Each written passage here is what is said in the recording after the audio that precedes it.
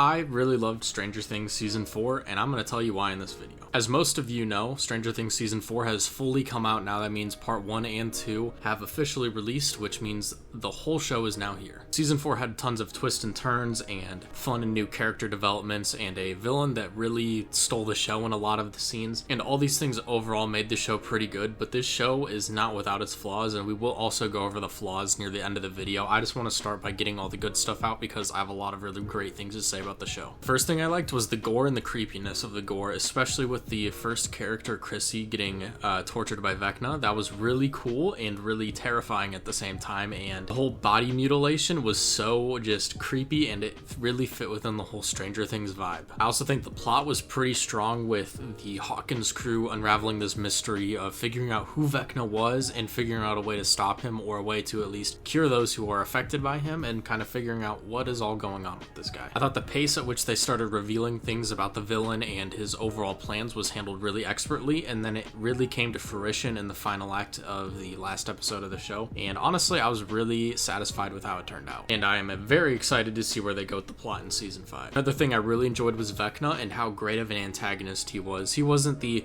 physical bully that you can see in person and you can physically see him. He was somebody who would play with their mind and prey on their fears, and really showed a lot of depth to a lot of these characters that we'd been getting to know over the first 3 seasons.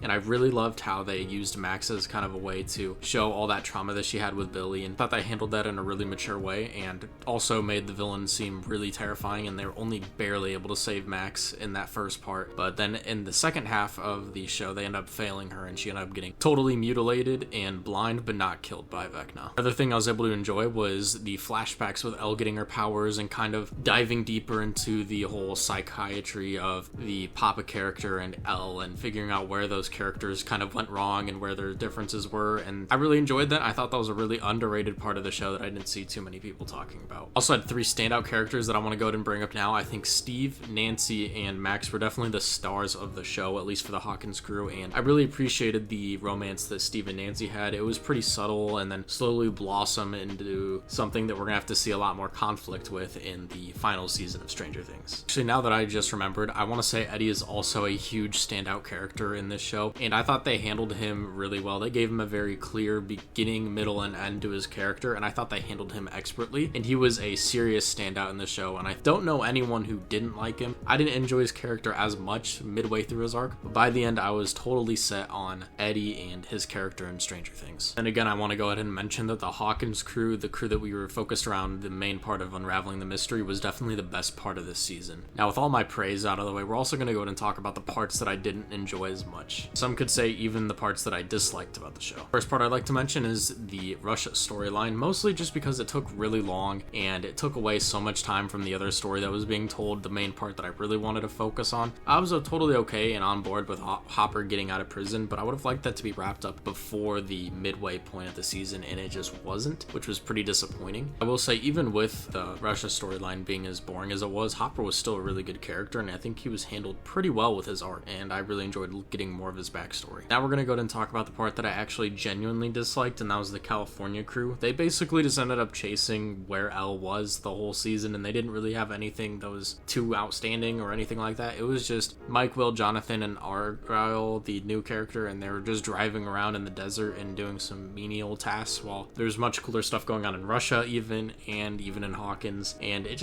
was so boring, and I just did not care for it at all. For those of you who are still watching, if you do enjoy the video so far, make sure you do leave a like. The next part that I didn't really dislike, but I would have liked to see more of, was Lucas's arc. He basically went from wanting to get away from his old crew and go be with the Popular Fellows, but then it just kind of got cut short where he was going through that. It's like it wasn't fully realized, and I feel like a lot of his potential got cut short, where he could have had a much more emotionally satisfying way to end his arc in the season, but we just didn't really end up getting that, which was a little disappointing. I was at the start of the season, I really liked where they were going with his story, and unfortunately I was a little bummed that it seemed like it got cut short. Last main critique of this show that I'd like to go ahead and bring up is just the overall amount of characters in the show just made the show feel so bloated, and it felt like not every character, even with each episode being like at least an hour, was able to get enough time, and you could really see that with the California crew in particular, and also the Russia crew at some points. The crew that really got the most attention was as the Hawkins crew, which they should have. It was the most interesting part of the story, and honestly, I feel like we could have slimmed down on a lot of the characters or found ways to get them out of the story in a meaningful way.